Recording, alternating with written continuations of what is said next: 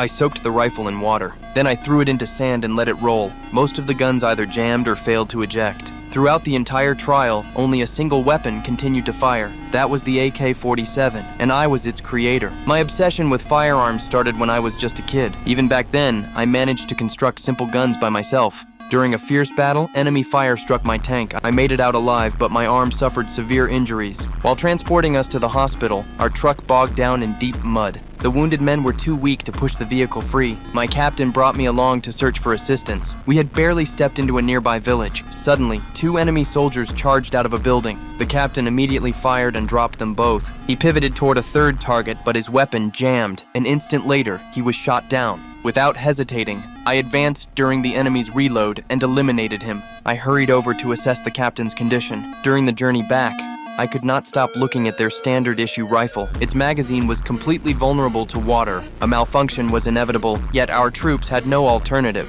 The local villagers eventually helped us tow the truck out of the mud. After examining my arm, the doctor ordered me away from the front lines. Having no other option, I accepted my discharge. I began the long journey home. While riding the train, an elderly veteran struck up a conversation with me. I confessed my desire to engineer a genuinely dependable firearm.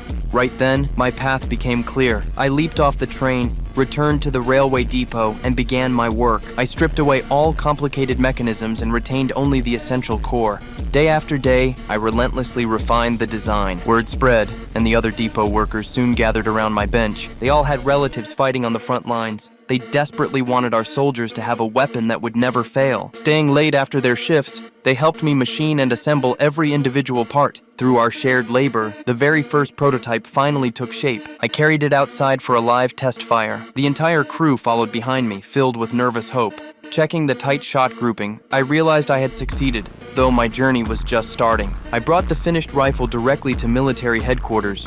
I needed the top brass to examine my creation. Nobody took me seriously until a lieutenant colonel entered the room. He gave the weapon one long look. Grabbing the rifle, he marched straight to the firing range to test it himself.